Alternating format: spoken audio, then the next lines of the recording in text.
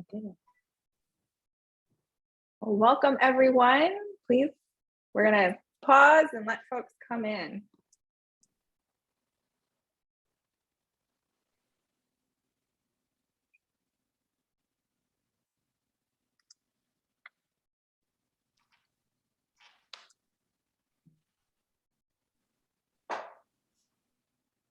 Thank you all for joining us today. We'll be getting started shortly. We're just going to give people to the top of the hour and a little bit after to come on in.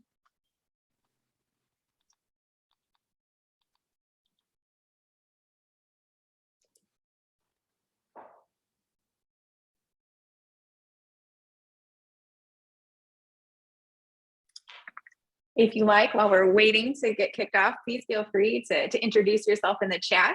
You can say your name and institution. We'd love to see who's with us today, but welcome. We're just gonna give folks some time to come in before we get started.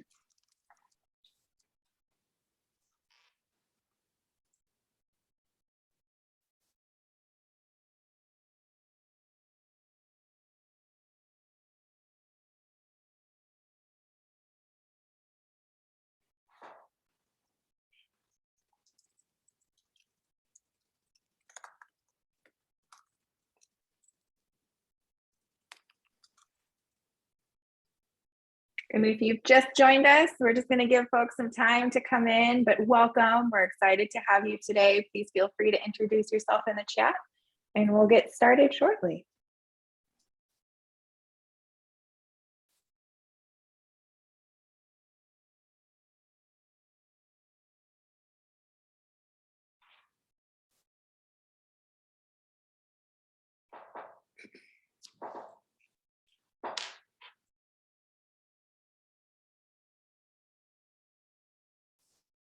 I think I'll give it to like a minute after. Try to think about how like I come into meetings. I'm like, oh, I just got done with this one. Jump to the next. So welcome. Thank you all for joining us. We'll start shortly, but please feel free to introduce yourself in the chat.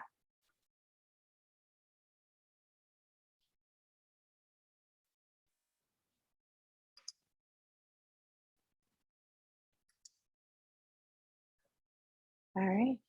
We're a minute after. It looks like we sort of slowed down on folks coming in. So I think we'll go ahead and get it kicked off. Thank you so much for joining us today. I'm going to turn this to Courtney, who will do some introductions and level setting. But please continue to keep introducing yourself. We're delighted you're here. Welcome, everyone. My name is Courtney Macbeth. I am the Chief Program Officer at Strata Education Network. It's so great to be with everyone today, and how fun to see everyone who is dropping in their names and their institutions in the chat here. I think we've had over 100 people registered today, and so it's great to see you all and appreciate you taking the time to join us. So today is a really exciting day for Strata and our team to be able to officially launch and do an information session for all of you on our $4 million Employer and Community College Partnership Challenge that we've launched. So today, let me first introduce our team. So you can see some of us are here, others are out on maternity leave and vacation and otherwise, but we're excited to introduce who's here today. So if the team can wave their hand, Natasha in the red blazer is our senior fellow for this initiative and helping run this initiative. And Melissa Levitt, if you want to raise your hand, Melissa, is our director of research focused on community colleges and really working on the learning agenda around this project, along with Elaine Lee, our postdoctoral fellow. And Holly Custard is our senior director of outreach and partnership, and she'll be focused on the employer partnership elements of this initiative. And Bo Boyce, if you can raise your hand, Bo is a director on our program team. So I'm excited to be here with you. So today, if we go to the agenda, we will just give you a little bit of background and welcome and introduction on Strata and why we've launched this initiative, and then do an overview of the RFP and the requirements and talk about next steps, and then really open it up to Q&A so that we can answer any questions you might have and open it up to discussion. So for those of you, I can see familiar names on the chat thread here. If you've just joined us, please do put in your name and your institution here. And there's familiar names and then also new names here. And what I would just say is today is all about the important role of community colleges as community builders and anchors in your community. And that's why Strata's here and dedicated to the community college mission. So if we go to the next slide, I will just, for those of you that don't know much about Strata, let me just tell you a little bit about us quickly for context. So Strata is a national nonprofit organization, and we really collaborate with learners, elevating the voice of learners, working with students and learners and educators and employers and policymakers across the US to really connect education to employment and bring to life the post-secondary education and training ecosystem, really focus in on closing equity gaps and thinking about how we best help our students and learners connect to those educational opportunities that will help them access, persist, and complete, and move into meaningful careers and good jobs to ensure that economic mobility and success in their life. And at Strata, we have a vibrant research team that does research, both qualitative, quantitative, and elevating the voice of students and learners. And many of you may have joined us through our public viewpoint webinars that are monthly. Then of course we do philanthropy, which all of us sit on our philanthropy and our research team here. We also do impact investing in early stage and social driven companies that are focused on education and tech. And then we do policy and advocacy. And then we have Strata Collaborative, which is a set of nonprofit entities that provide direct service. So as Strata, our mission is really focused on that equitable access and to opportunity for students to ensure that everyone, especially those who face the greatest barriers, can achieve that career and academic success. Within our philanthropy team, I'll just note, if we go to the next slide, Melissa, we think about our philanthropic mission being focused around 4 programmatic areas. And just so you can see sort of where this initiative sits within our work, we have our university and college focused area where we have an ongoing initiative there focused on our Beyond Completion Challenge, and that's an ongoing initiative. We also have a $25 million HBCU initiative that provides direct support to students as well as to HBCU leaders and capacity building. We have a forthcoming focus area around workforce short-term credentials. And this particular RFP, as you know, is focused in on community colleges. And this is a new strategic area for Strata. And our community college team has been working and talked with many of you over this past year. And I would just say to those of you who have helped provide perspective and your expertise, we're deeply grateful to you as we've been to many conferences and interviewed many important leaders like yourself in the field to really understand what is going on and what's the current landscape for community college leaders, and what can we do as funders to help catalyze you and your role in helping your institution fulfill your mission. So we come to this work, particularly around community colleges, with a lot of humility and with a lot of desire to partner with you, to link arms with you and help do what we can do to help you as you lead your institutions and your community. So it's with very much that approach of humility and collaboration that we are excited to launch this initiative and support employer and community college partnerships across the country. Building on that, what we heard from you as leaders and what we heard from employers have really shaped the framing and in the why we wanted to launch this $4 million initiative.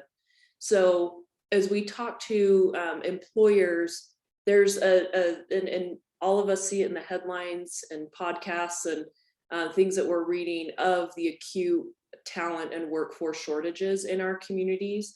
And these look different depending on where you live in the country, what's the industry in your community or industries, and what the talent needs are for your community.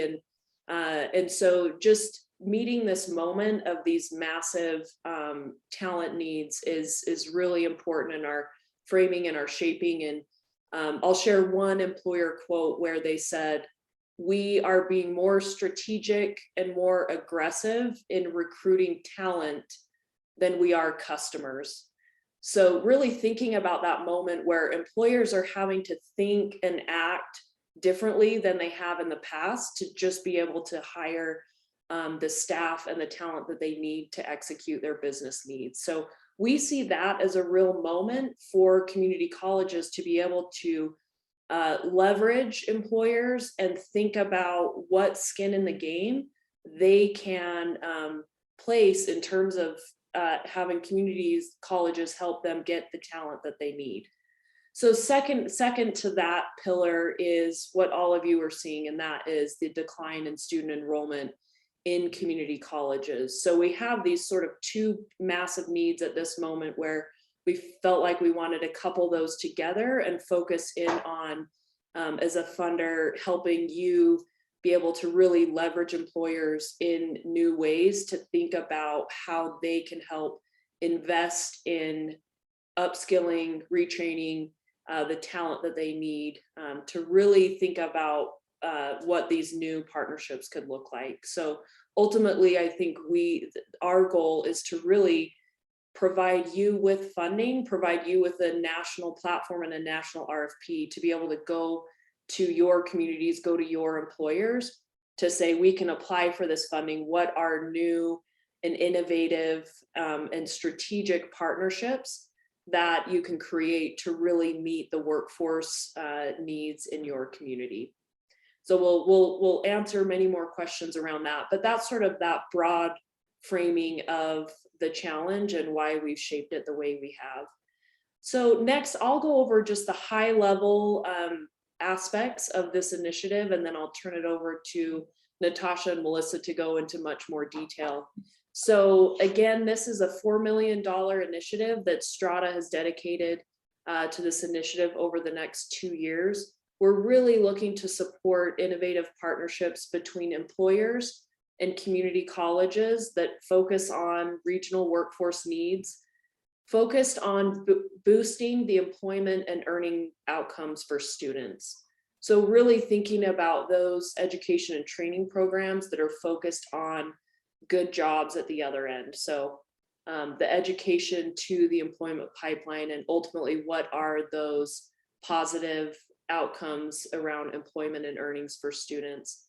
And then of course, this will help drive enrollment for your institutions.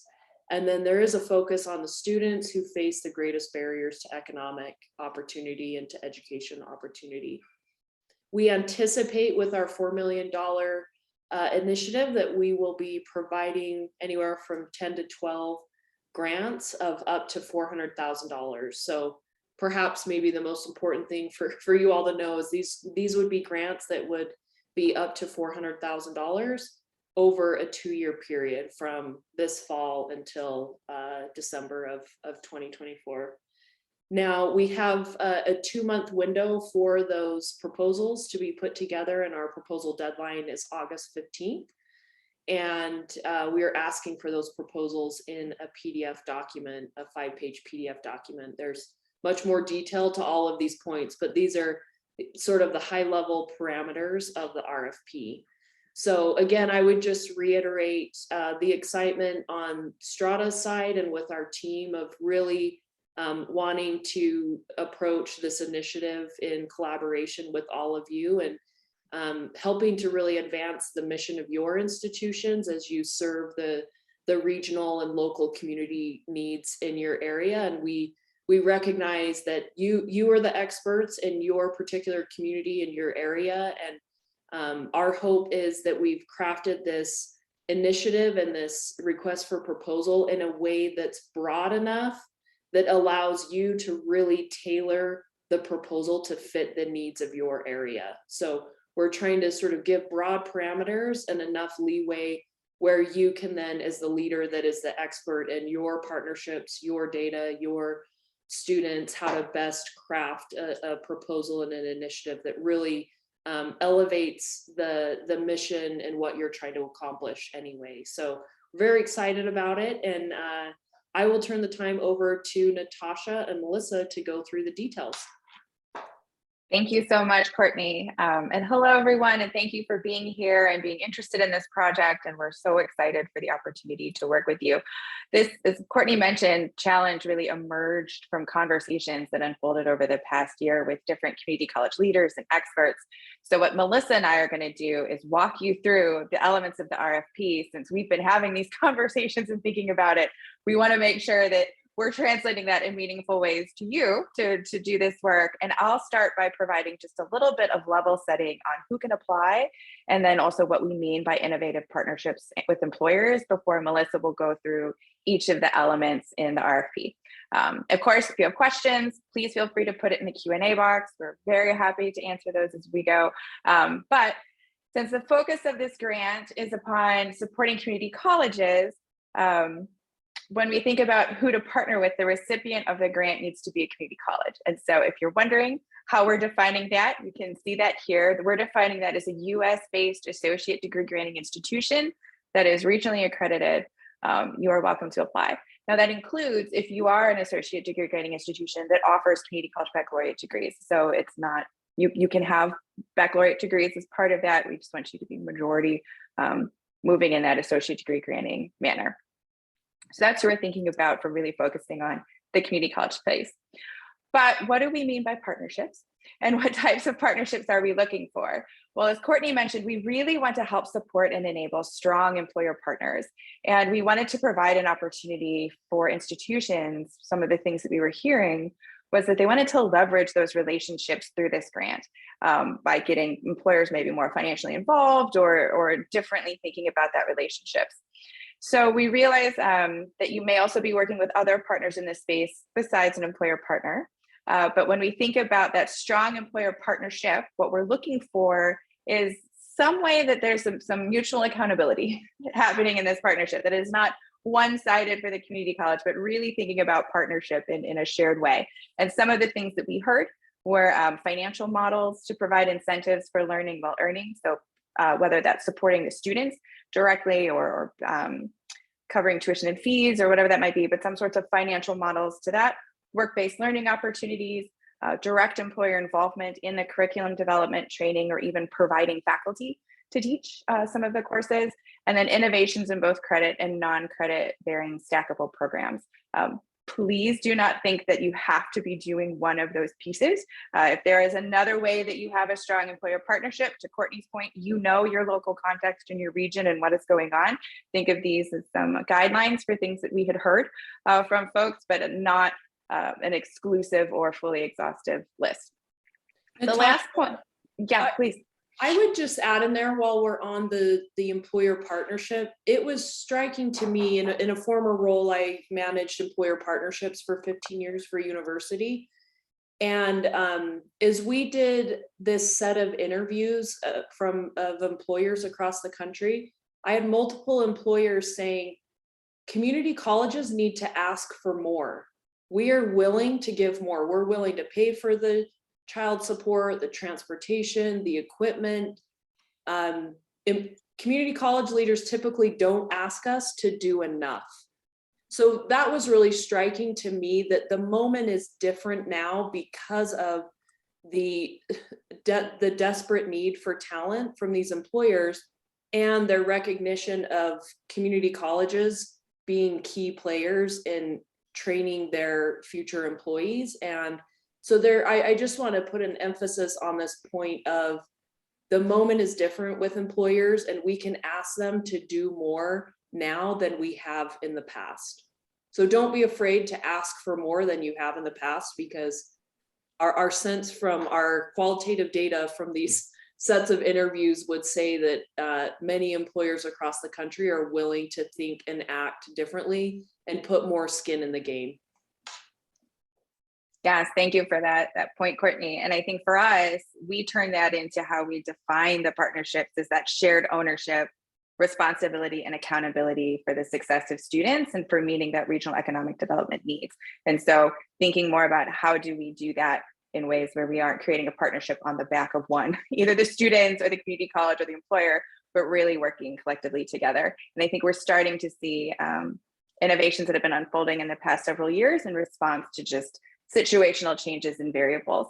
But we also realize that you may be needing to work or maybe working with other partners in this space to really ensure success, whether that's an intermediary or a community-based organization, another institution, potentially like an alternative credential provider.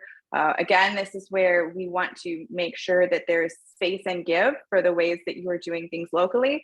And so if you have other partners that are involved, that's fine. The main piece that we want is the community college and the employer partner, but that does not exclude the other partners that you need to really enable and ensure success of this partnership initiative. All right. So we also say we want an innovative partnership. And you've heard Courtney talk about some of those things, and you may be going like, is what we're doing innovative? I'm not sure. And so I want to give you sort of some perimeter guideposts that we've been thinking about innovative from the conversations leading up to this. And some of it has been reimagining either the approach or the structure of the process for the community college or the employer partner. This may be an instance of Courtney is kind of changing what that relationship is or entail or making a bigger ask, but it could also be different ways that you think about return on investments and moving through students through a program. Another way that we're thinking about innovative is that it's something that's in limited use currently, but it shows like maybe this could be good, but we're not sure. It's still very new and we're trying it out.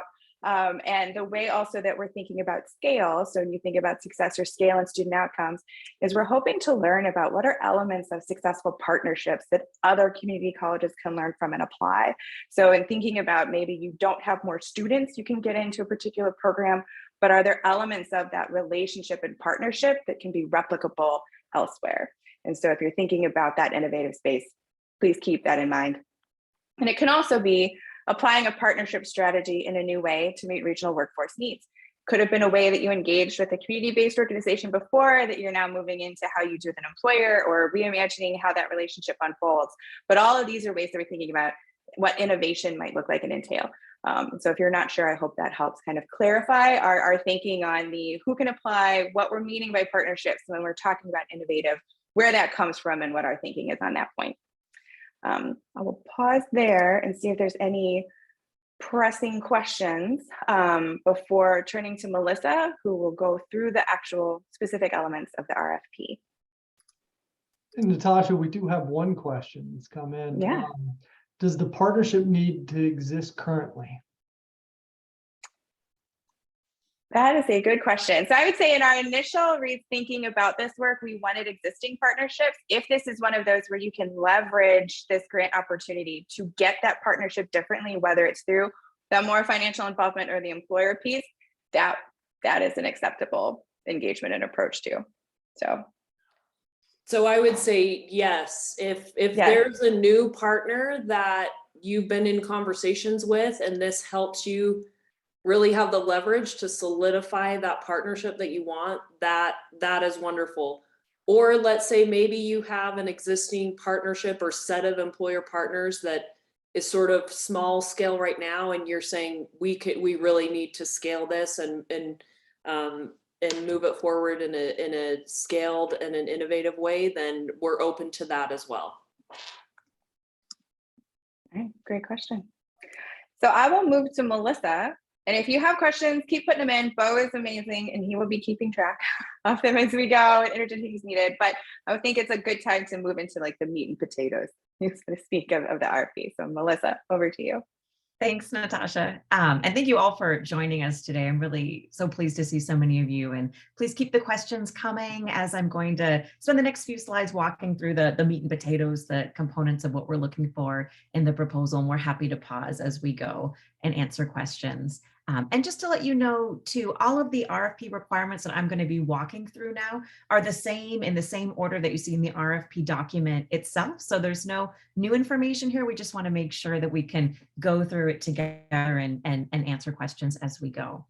So the first requirement that I'll talk about is the data-driven local or regional challenge. So we're really looking to understand what is the specific challenge or problem that you're seeking to address through this employer partnership or employer partnerships. So the emphasis is really on local and regional, like Courtney mentioned at the beginning, that we know that these kinds of partnerships and the challenges and the opportunities that you all are experiencing are very unique to your region. So we're really looking for what is the specific challenge that you are seeking to address. And that data-driven part is really important too. So successful proposals must include local or regional data on workforce needs to help us really understand what is the challenge, what is the problem that this partnership can address.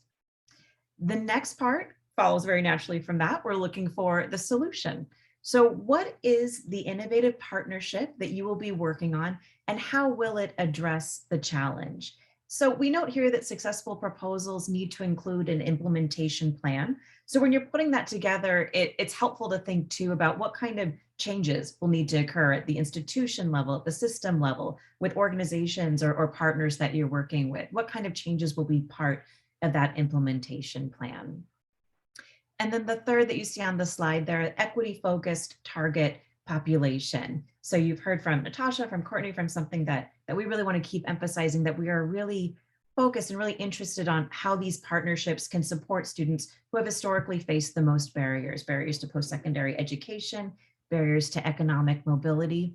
So for this, we're really looking to understand who are the student populations you're seeking to serve, and why are you identifying that student population as the population that you're hoping to serve through this partnership.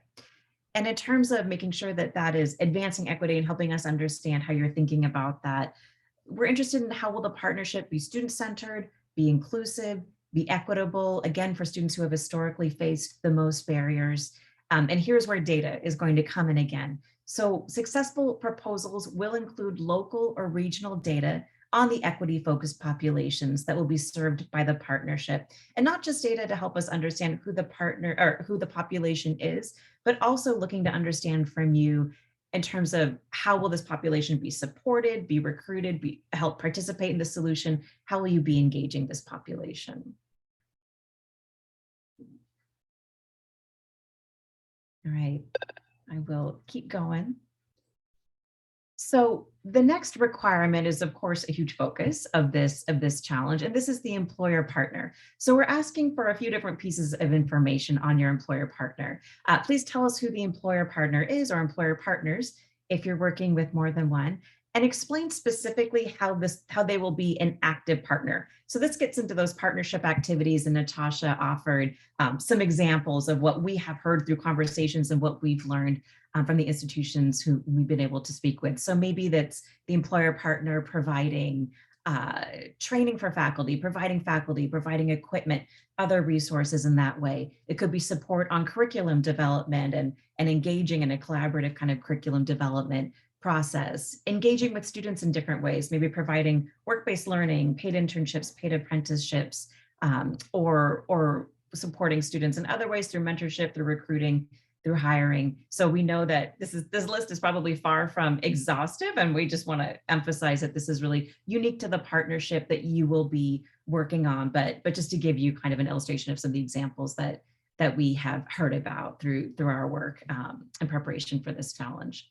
So also be thinking about what other local or regional partners are going to be needed to advance the partnership. And here we're thinking about maybe it's a workforce intermediary, a community organization, government, other higher ed partners. So in terms of what to include in your proposal to talk about this partnership, successful proposals will need to include a letter of support from your employer partner, or letters, if you have multiple partners, and really talking about the commitment that they are making to this partnership. Natasha mentioned mutual accountability, which I think is such a great way to think about this. So what are the resources that this employer partner has committed to the partnership? And also, we want to see a demonstration that the employer is committed to participating in the grant period, in the grant engagement, attending grant-related meetings through the course of the grant. So on those employer pieces, who is the employer? What will the activities be that the employer partner will engage in? And seeing a commitment from that employer partner to work with you all in the partnership and to actively participate in this grant period.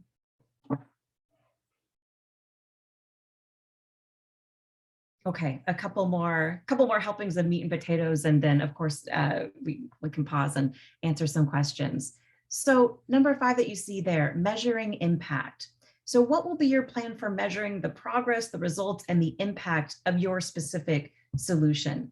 So we're interested in knowing how you will identify and assess student outcomes, things like enrollment, persistence, completion, any post-completion outcomes. Of course, we're looking at employability, socioeconomic mobility, and we also want to understand the outcomes from the partnership and how did this partnership serve the students, the target population of students that you're hoping to address, and how does this partnership serve the employer and those labor market challenges that we asked for data about. So think about how you will identify and be able to assess these outcomes that you're focusing on. And as we say here, what are the realistic and relevant outcomes from your partnership? So successful proposals are going to include a plan to measure those outcomes and explain what outcomes you will be focusing on.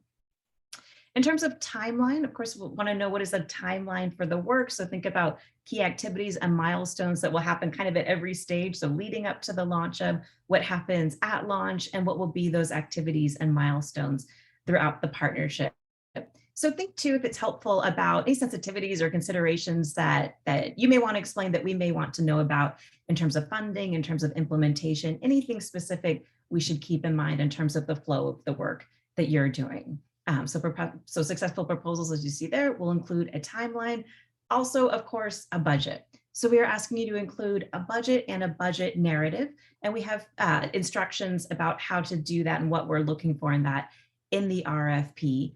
So including that budget and the accompanying narrative. And what we include in the RFP, and I can show you here too, is a budget template that you can use. You don't have to use this one, but this is just a sample template to use as it's helpful for you. We do want to see the different line items that you see here categorized in these ways, but if you have a different template that you'd like to use, that works just fine too. So let's walk through the RFP components. Is this a good time to stop and answer a few questions? Anything pertinent we should address before moving on?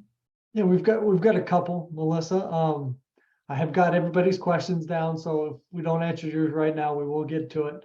But one question was, is the budget narrative included in the 5-page limit? So, and Natasha, correct me if I go astray here, but no, it's not included in the 5 pages. The budget narrative is separate from that. It doesn't have to come out of your 5 pages. Okay.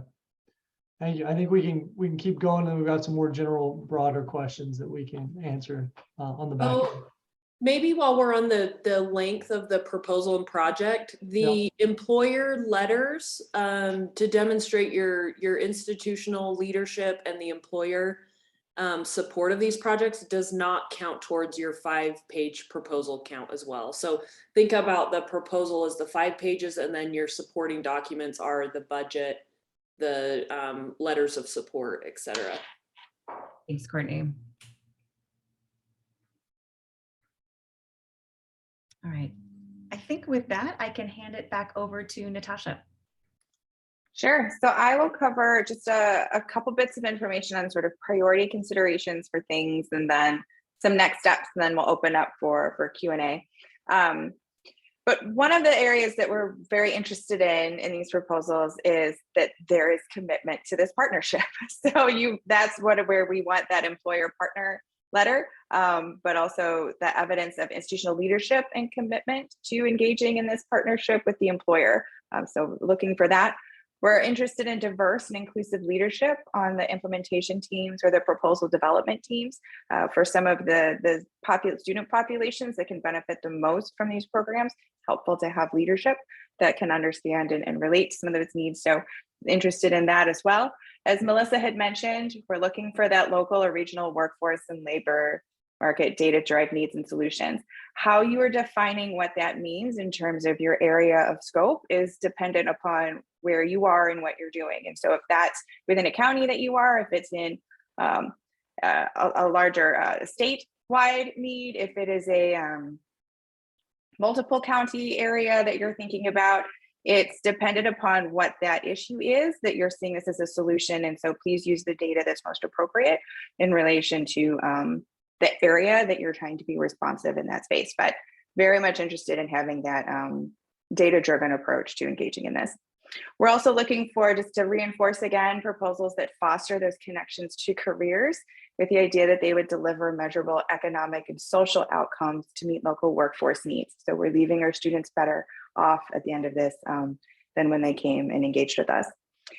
We have some priority considerations, and part of Strata having a very strong focus on student voice. We're interested in proposals that incorporate students and or community perspectives. And so since a lot of this work is local and embedded, having that larger buy-in or conversation piece even is definitely an area that we were pleased to see.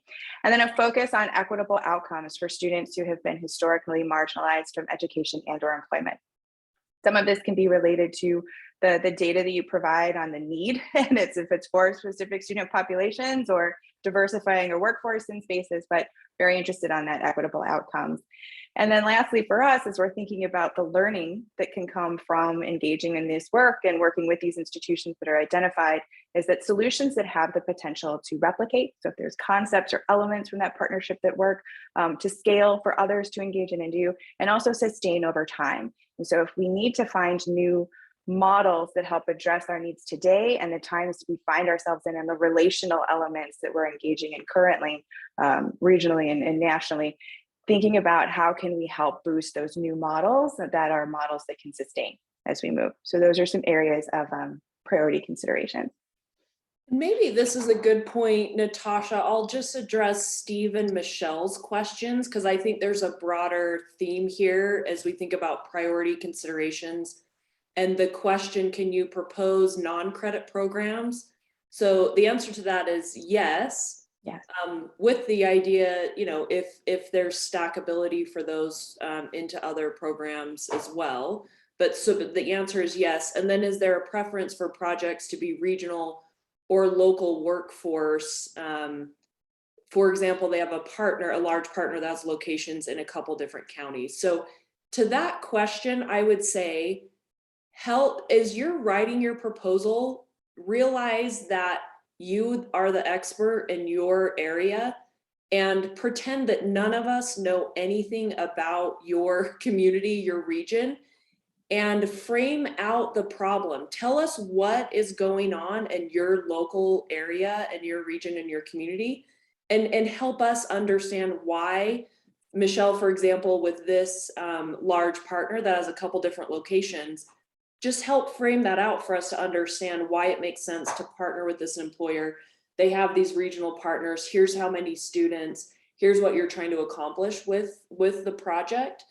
And that is to say, we really have flexibility. We want you to tell us what's going to be the best partnership and the best model to really address your students' needs and your local regional community. There may be some of you that are working with a national employer that then has a location in your community that needs, that has workforce and talent needs in a specific area. So it could be focused that way, or it could be a set of small local employers, or it could be a regional partner. So we really are very agnostic to exactly what that looks like.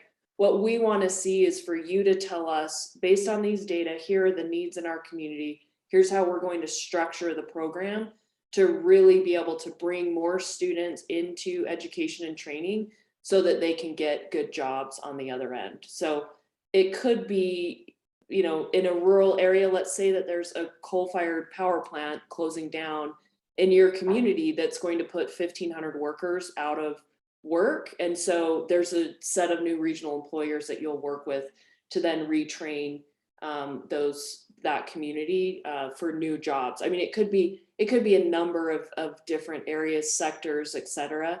We really just want you to come up with what is best for your community. So hopefully that just adds a little bit of extra contextualization there, that we're not specific, but what we are specific on is that you know your community best, and for you to frame out a partnership and really build that in a way that will best serve your students. Great, thank you. Well, let me go over a bit of timeline things and your next steps, and then we will turn to Bo, who will help guide us through our questions. And there are some that we've been answering, and I want to make sure that we go back over the answers also to make sure that not just the people that we responded to are like, oh, thank you for that. We want to make sure everyone gets the benefit.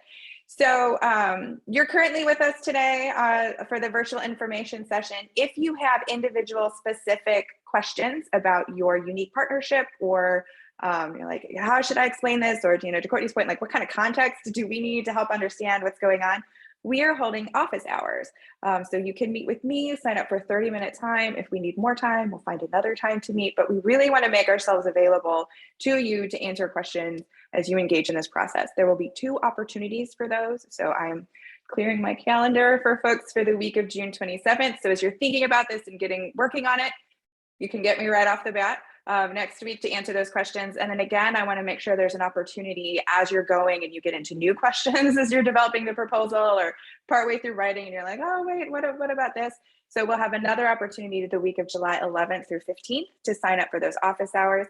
All the links for these will come in the follow-up email that will come with the slides for this, the recording, the link to our FAQ doc for these things. And so you'll get all of that for registering to participate, but those are 2 additional opportunities to connect and ask very specific questions about your proposal.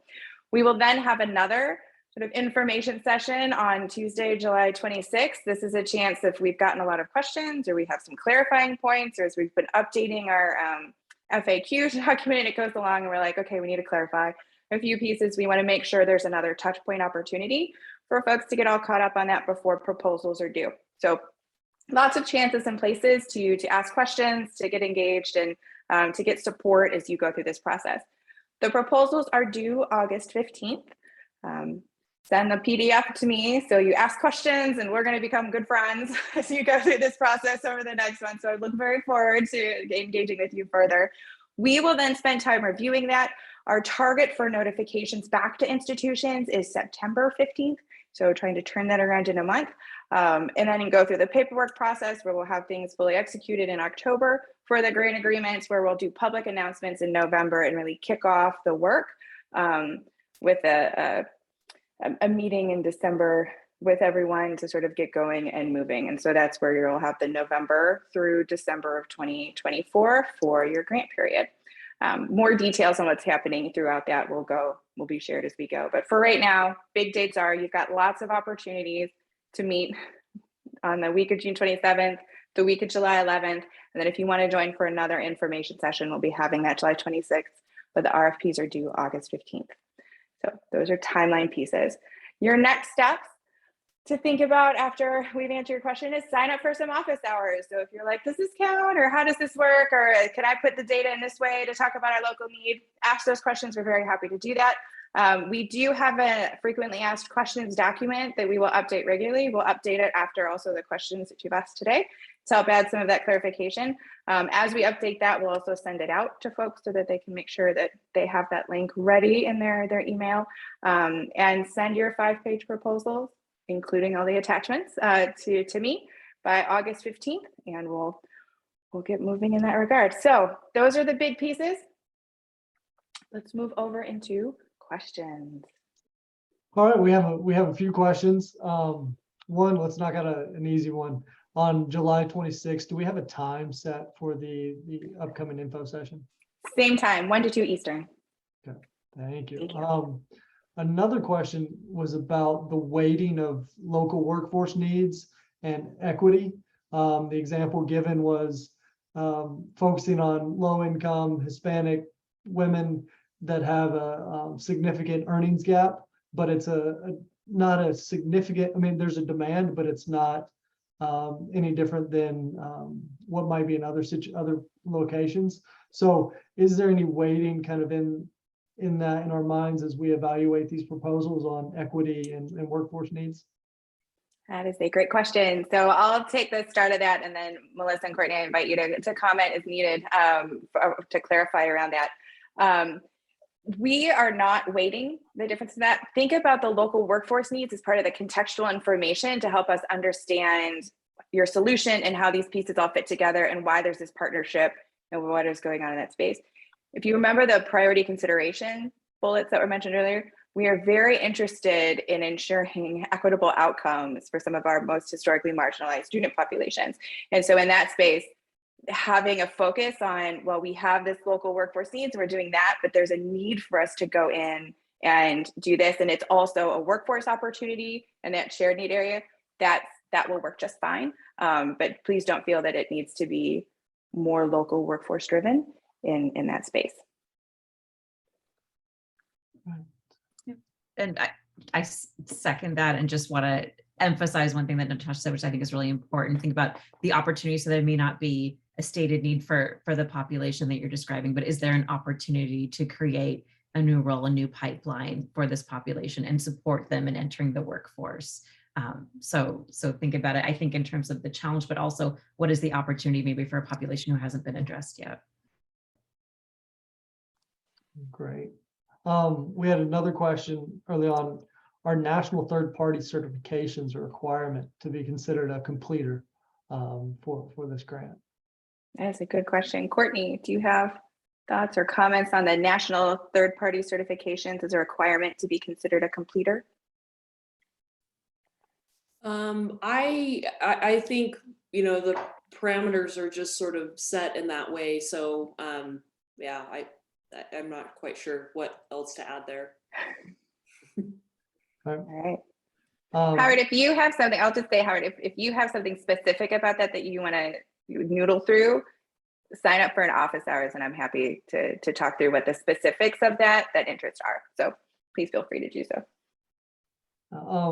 We have a question about, is there a minimum number of students that we would like to see served out of these initiatives?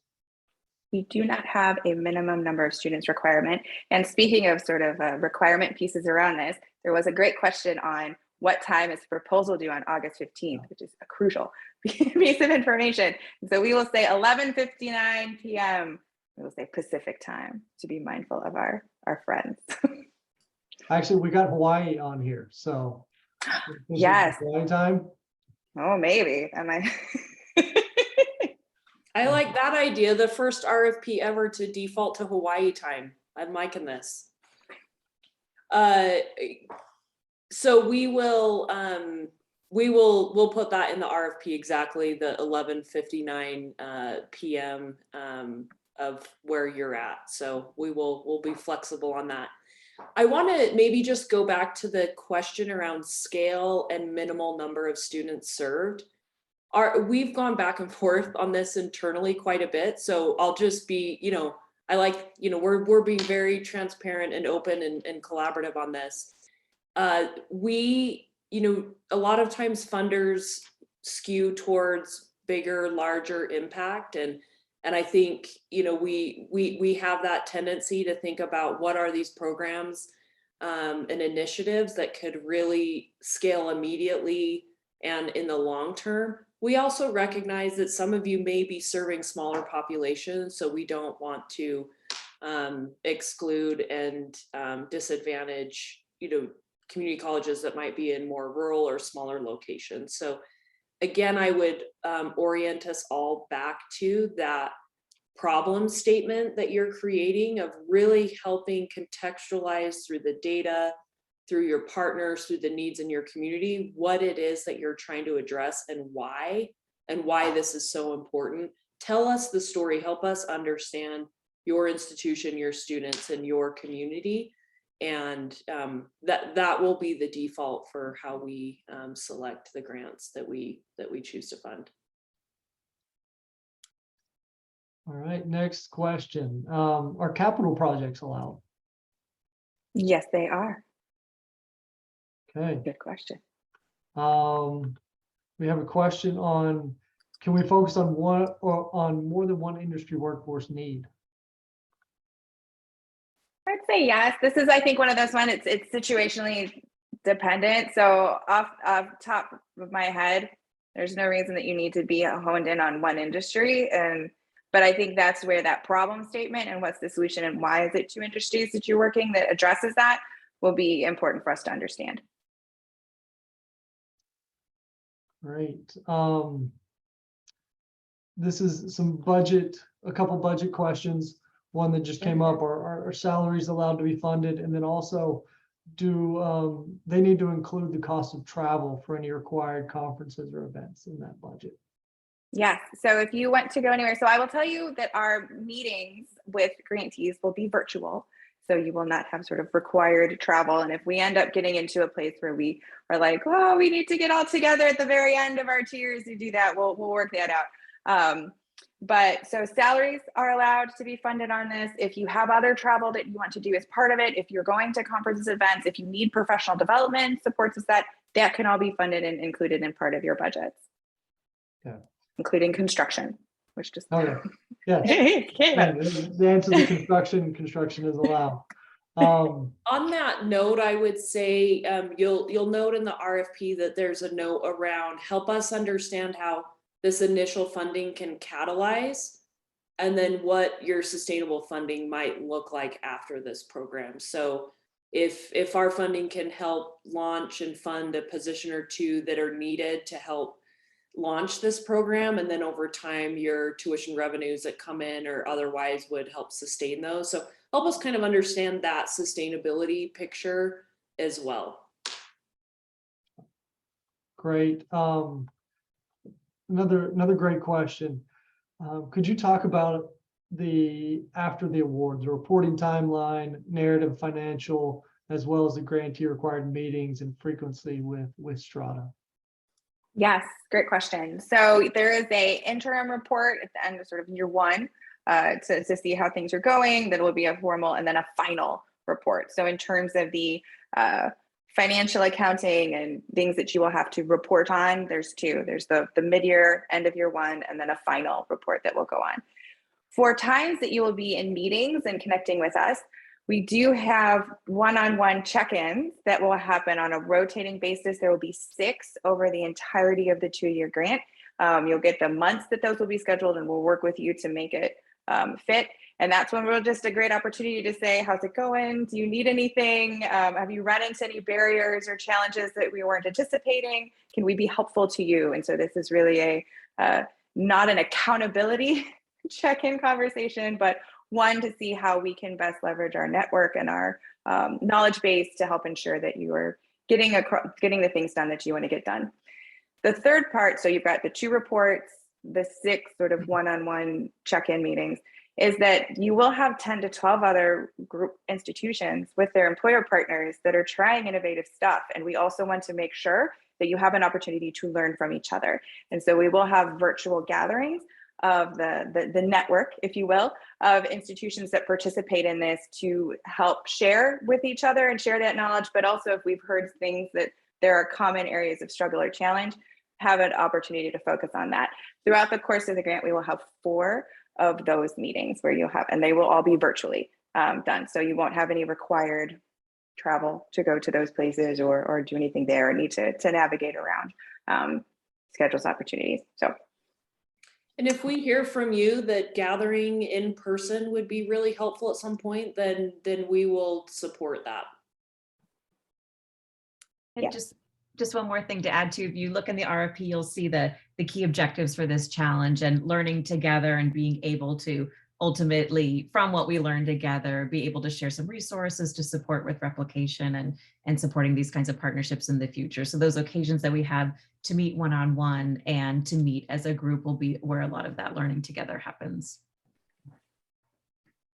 Yes. I believe we've covered all of them. I want to revisit one that was in the chat, just in case someone didn't catch it. Can community colleges join together to submit a proposal?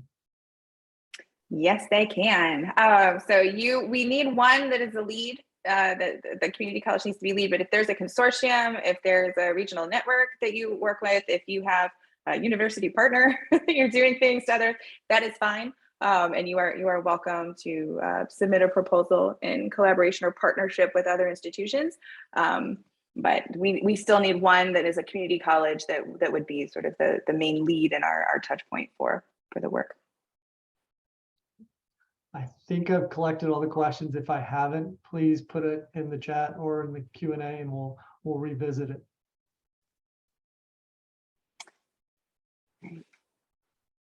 All right, here's one. Do consortiums get priority points? We do not have priority points for consortiums at this point. So I would say if there's a consortium that comes together that links a really sort of innovative and interesting way to address and can reach large scales of students, that's certainly compelling.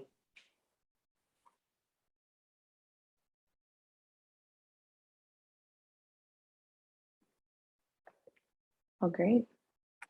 Unless you are furiously typing your questions before we finish, thank you so much for your engagement and your candor today. I just want to go over our last sort of your next step pieces.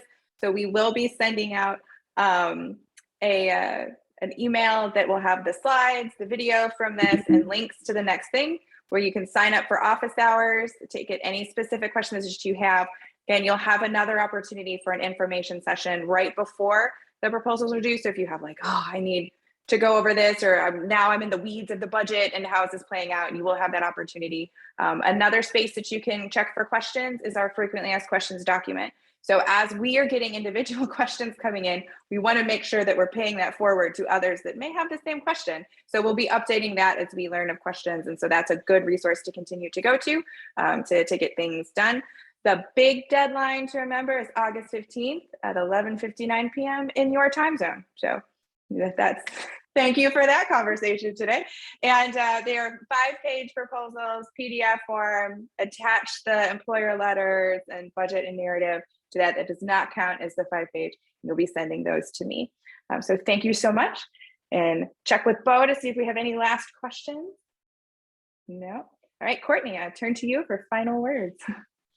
I would just reiterate our gratitude to all of you for joining us today, and we're deeply humbled to be able to partner with all of you to really further the important work that you do in your community. So we look forward to engaging with you during our office hours and our check-ins, and if you choose to join our next information session. But again, I think I'll just center us back to students and why we do what we do to ensure that every student, especially those who face the greatest barriers, have opportunity to education and employment and good jobs. So we're humbled and grateful to be able to partner with you on this, and look forward to working with you as we go through the next 2 months of the proposal phase. Thanks everyone, and have a great day.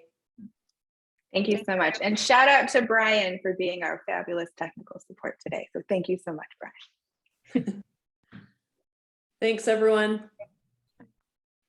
Bye.